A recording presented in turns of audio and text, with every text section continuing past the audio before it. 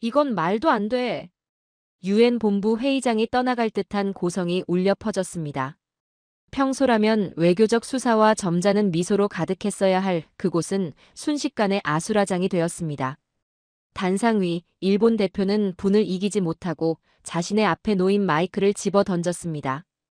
삐이 하는 날카로운 하울링 소리가 전 세계 외교관들의 고막을 찢을 듯 울렸고 생중계 카메라는 붉게 상기된 채 씩씩거리는 일본 대표의 일그러진 얼굴을 클로즈업했습니다.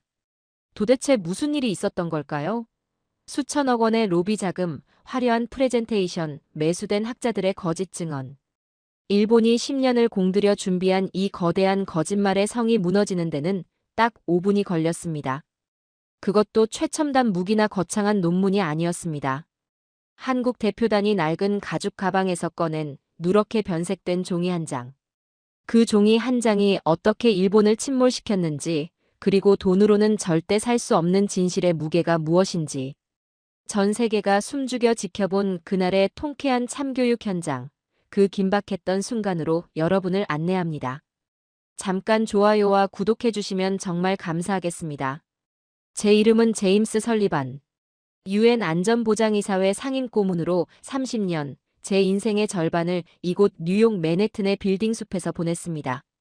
사람들은 저를 국제정세의 설계자라고 부르지만 스스로 생각하는 저는 그저 고급 관찰자일 뿐입니다. 이곳에서 제가 뼈저리게 배운 진리는 단 하나니까요. 진실은 공짜지만 거짓말은 아주 비싸다. 그리고 2020몇 년 11월, 일본은 그 비싼 값을 치를 준비를 완벽하게 끝마친 상태였습니다. 유엔 해양법 협약회의를 일주일 앞둔 맨해튼의 공기는 달랐습니다. 정확히 말하면 돈 냄새가 진동했습니다. 미슐랭 3스타 레스토랑, 퍼 세퍼세이와 르 버나딘의 프라이빗 룸은 연일 만석이었습니다.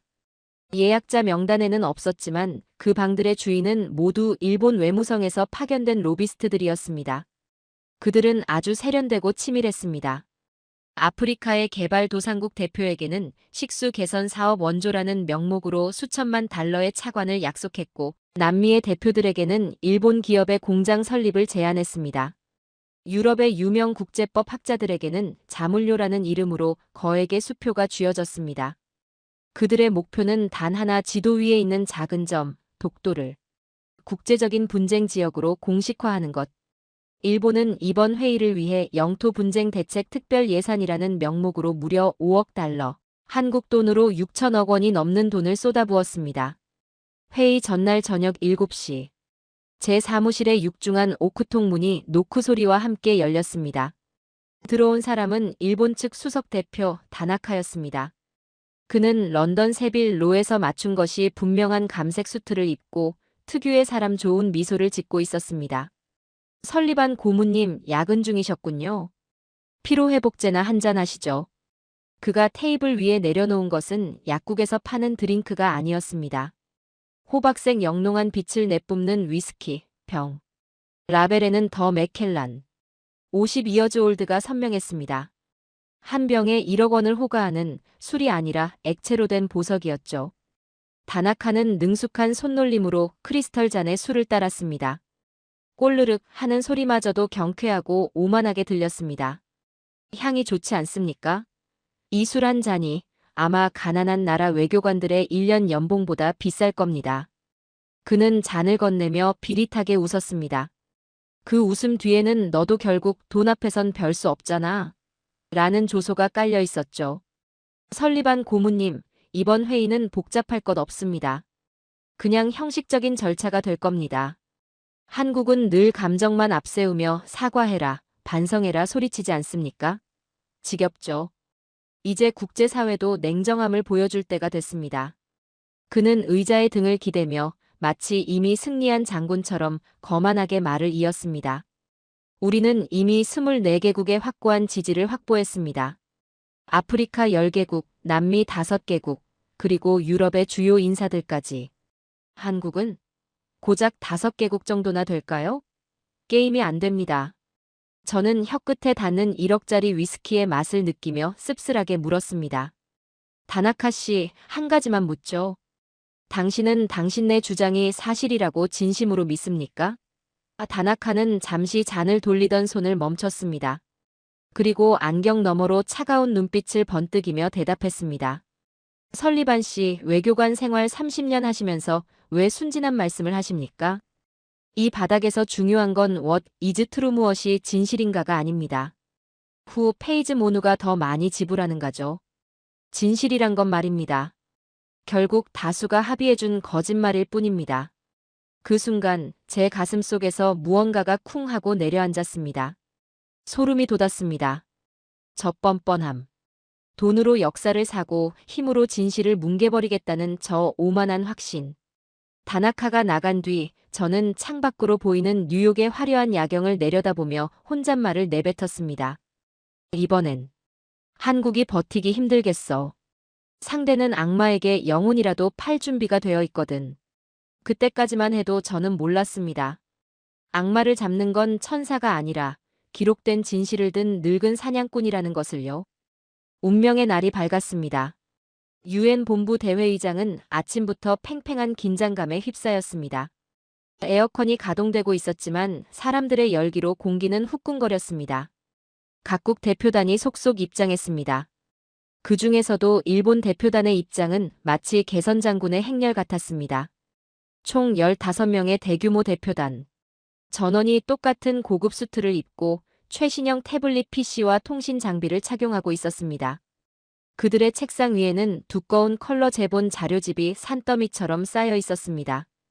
표지에는 금박으로 더 트루스 어바우트. 다케시마의 진실이라는 제목이 번쩍거렸습니다.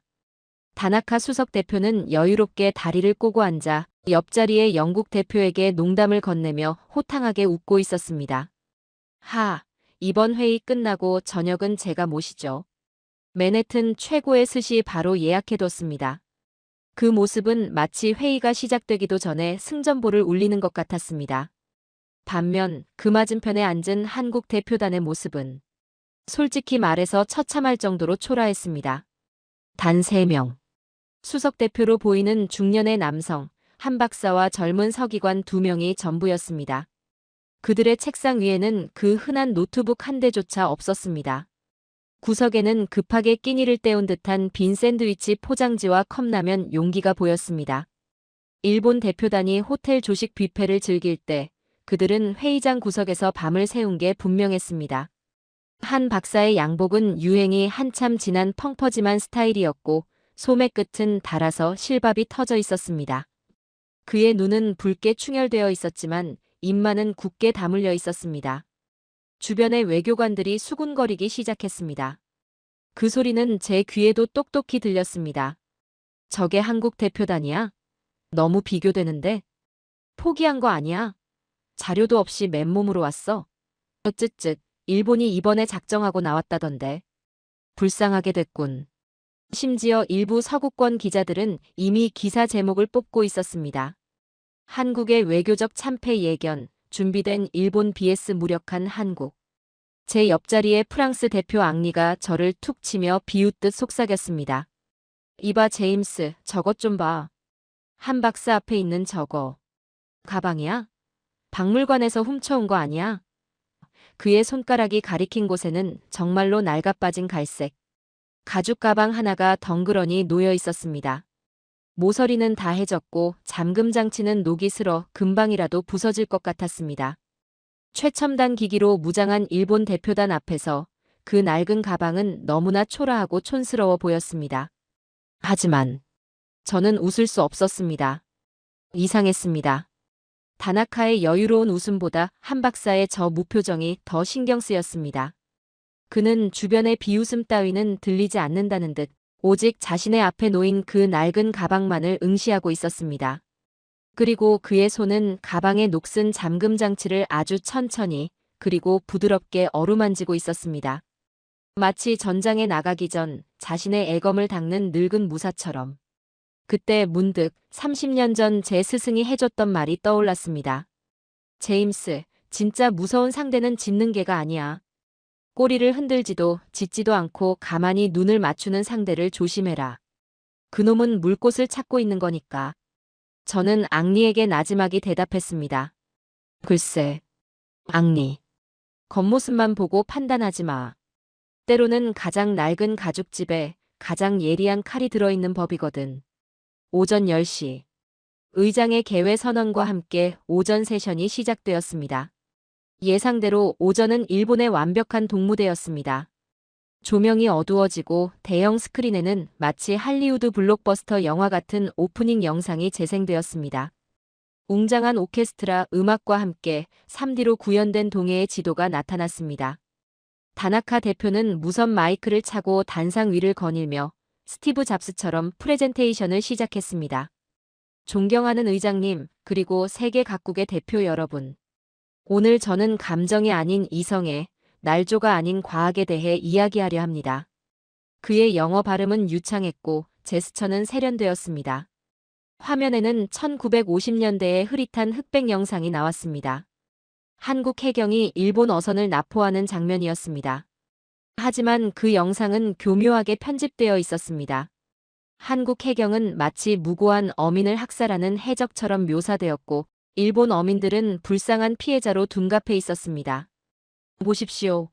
한국은 1952년 국제법에도 없는 이승만 라인이라는 선을 멋대로 긋고 평화롭게 물고기를 잡던 우리 어민들을 총칼로 위협해 쫓아냈습니다. 이것은 명백한 불법 무력 점거입니다. 곳곳에서 탄식이 터져나왔습니다. 사정을 잘 모르는 아프리카와 유럽의 대표들은 고개를 절레절레 흔들었습니다. 저런. 한국이 너무했네. 아무리 영토가 중요해도 민간인을 공격하다니. 일본의 여론전은 성공적이었습니다. 그들은 단순한 영토 분쟁이 아니라 한국을 국제법을 무시하는 야만적인 국가로 프레임 씌우고 있었습니다. 이어서 하버드 대학 출신의 국제법 학자가 증인석에 섰습니다. 물론 일본 재단에서 막대한 연구비를 지원받는 인물이었죠. 학문적으로 볼 때 1905년 일본의 독도 편입 조치는 국제법상 무주지. 선점주인 없는 땅을 먼저 차지함의 원칙에 완벽하게 부합합니다. 반면 한국의 주장은 고문서 몇 장에 의존한 감상적인 민족주의일 뿐입니다. 그의 권위 있는 한마디에 회의장 내의 분위기는 급격히 일본 쪽으로 기울었습니다. 다나카는 회심의 미소를 지으며 저를 쳐다봤습니다. 보셨습니까? 이것이 돈과 권력의 힘입니다. 라고 말하는 듯 했죠. 회의장 뒤편의 기자들은 바쁘게 타자를 두드렸습니다.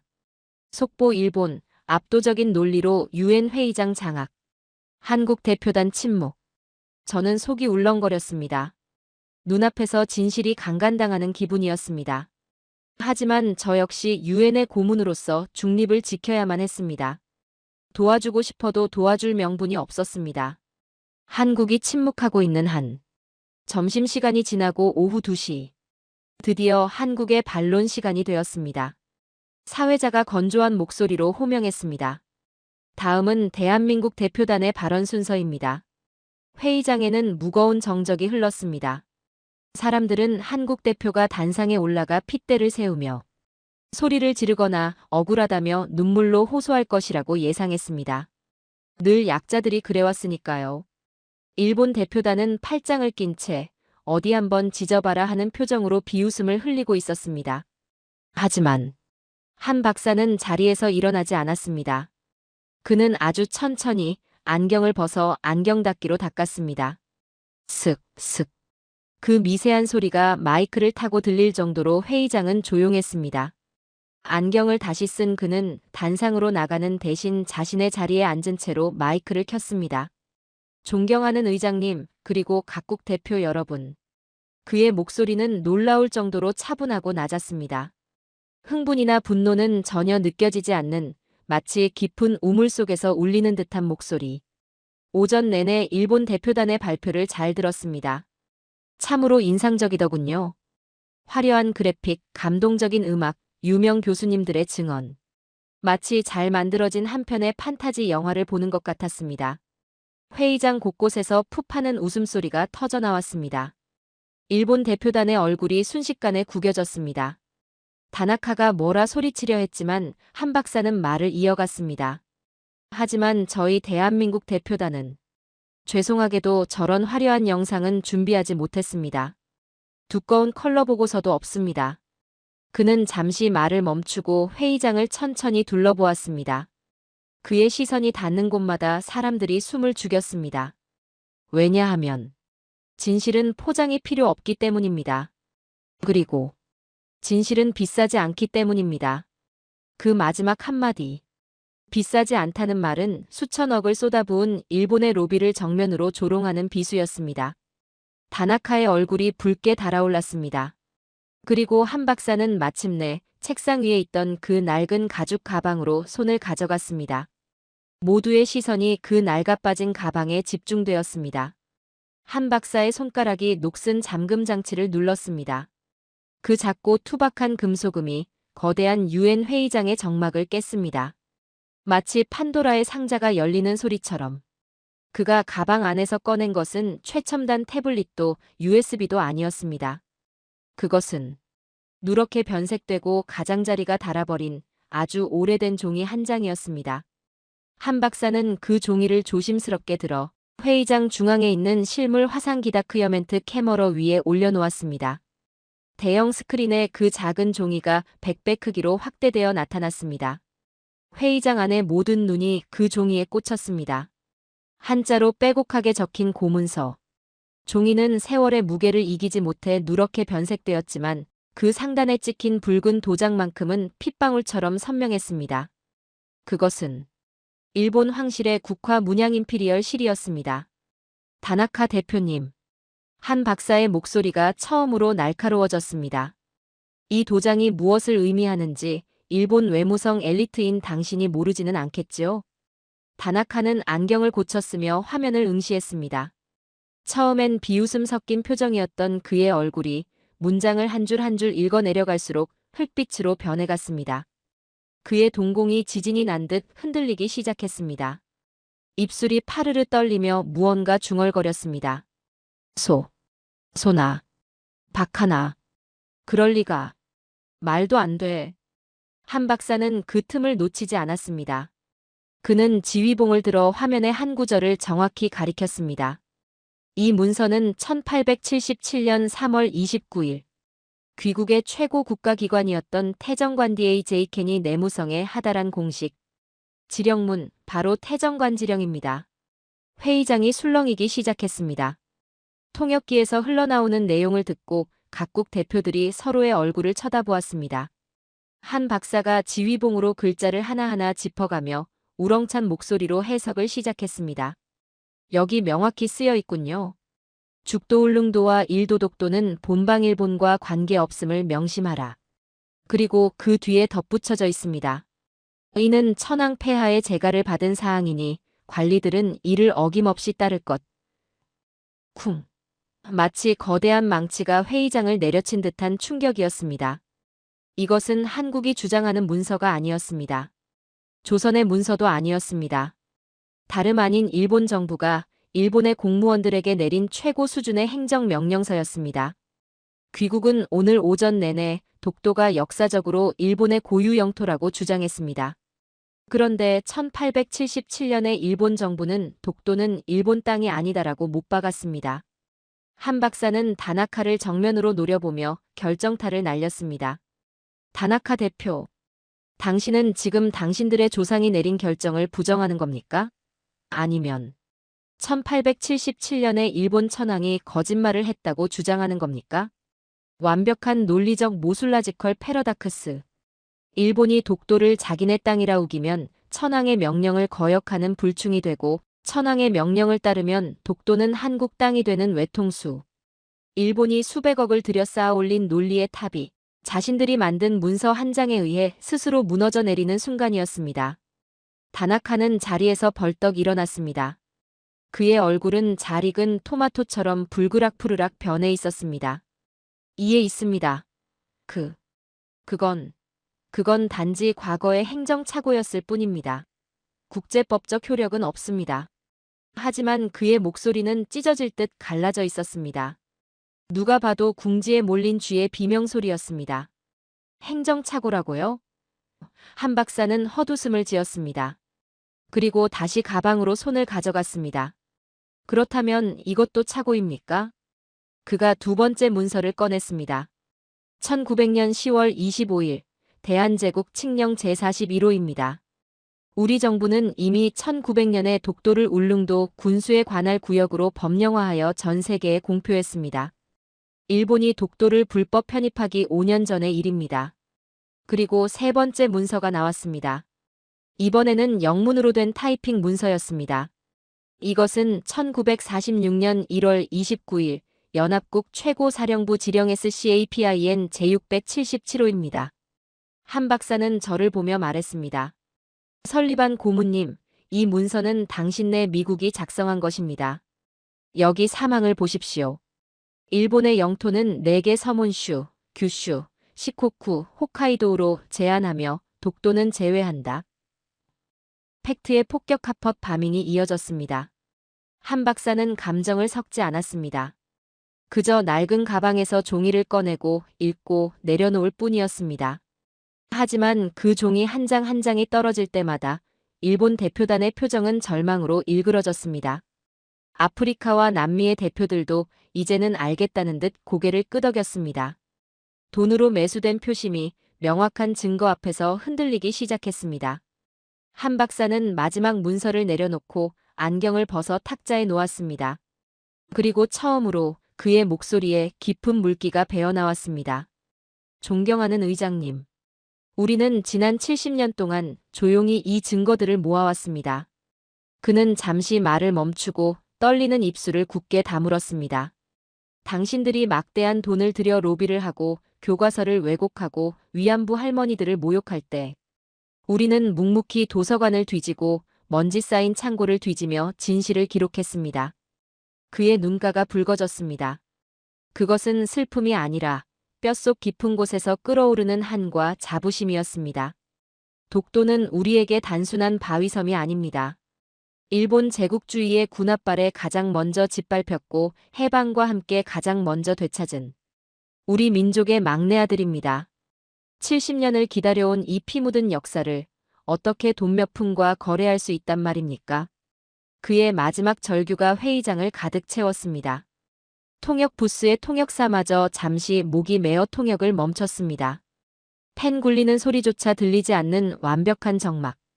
그것은 압도였습니다. 거짓이 진실 앞에서 무릎 꿇을 때 느껴지는 성스러운 전율이었습니다.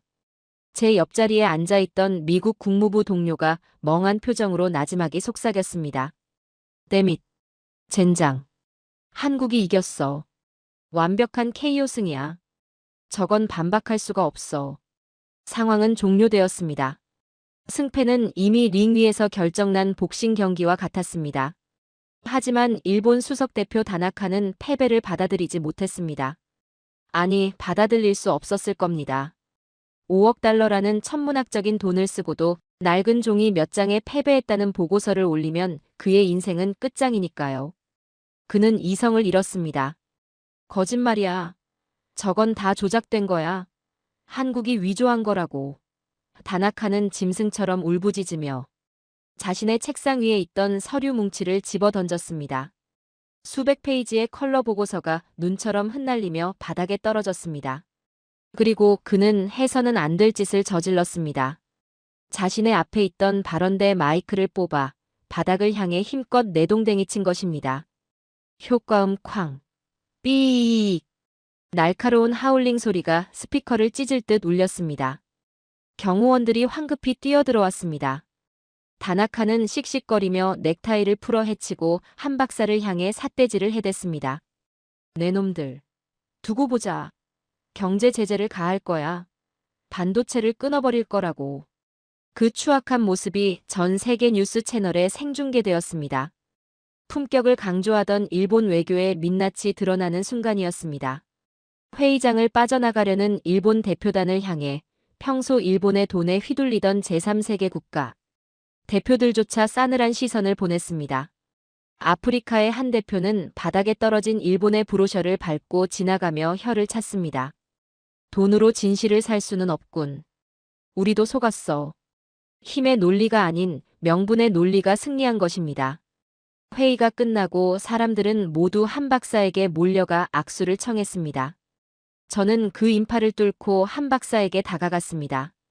그는 지친 기색이 역력했지만 표정만은 온화했습니다. 박사님, 제가 물었습니다. 왜 진작 이 자료들을 공개적으로 터뜨리지 않았습니까? 그랬다면 일본이 이렇게까지 설치지 못했을 텐데요. 한 박사는 낡은 가죽 가방을 소중하게 다듬며 제게 명함 한 장을 건넸습니다. 그리고 미소를 지으며 대답했습니다. 설리반 씨, 진짜 명검은 칼집에 있을 때 가장 무거운 법입니다.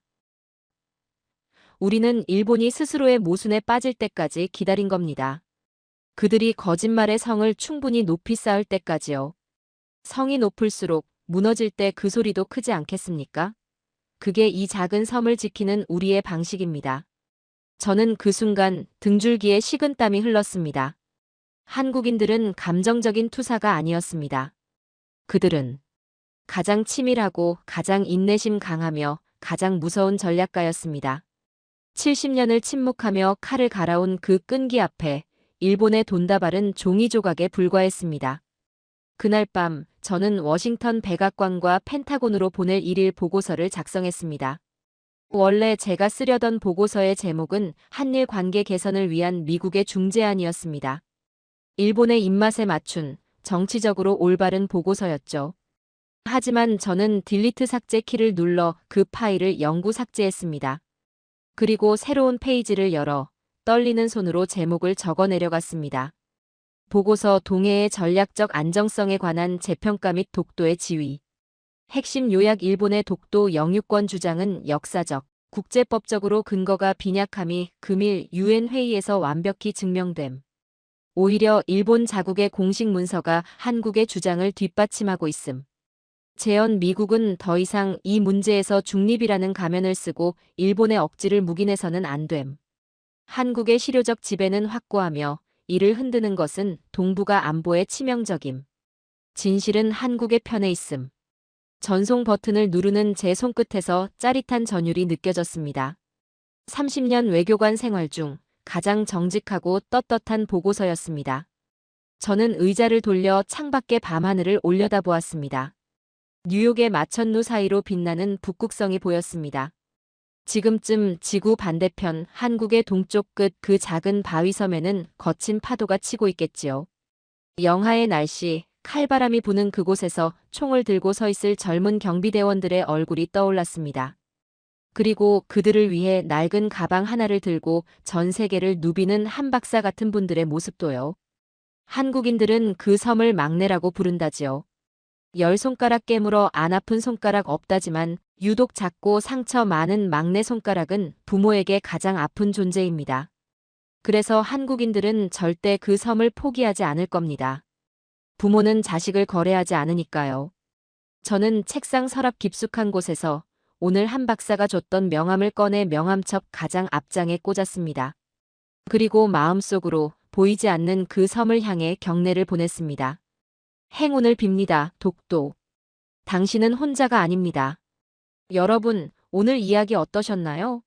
수천억 원의 돈과 로비로 무장한 일본이 한국의 낡은 가죽, 가방 속 진실 한 장에 처참하게 무너진 그날. 일본 대표가 집어 던진 마이크 소리는 자신의 패배를 알리는 비명소리나 다름없었습니다. 우리는 오늘 확인했습니다. 진짜 강한 나라는 목소리가 큰 나라가 아닙니다. 결정적인 순간 70년을 준비해온 팩트로 상대를 침묵시킬 수 있는 품격과 저력을 가진 나라. 그것이 바로 우리가 사랑하는 대한민국입니다. 독도는 단순한 섬이 아닙니다. 그것은 우리가 절대 타협하지 않을 자존심이자 정의가 불의를 이긴다는 살아있는 증거입니다. 오늘도 거친 파도 속에서 독도를 지키고 있을 경비대원들과 보이지 않는 곳에서 진실을 기록해온 수많은 영웅들에게 이 영상을 바칩니다. 가슴 뜨거운 대한민국의 승리에 자부심을 느끼셨다면 구독과 좋아요 부탁드립니다. 여러분의 작은 응원이 독도를 지키는 가장 큰 방패가 됩니다. 저는 다음에도 세계가 놀란 자랑스러운 한국의 이야기로 찾아오겠습니다. 감사합니다.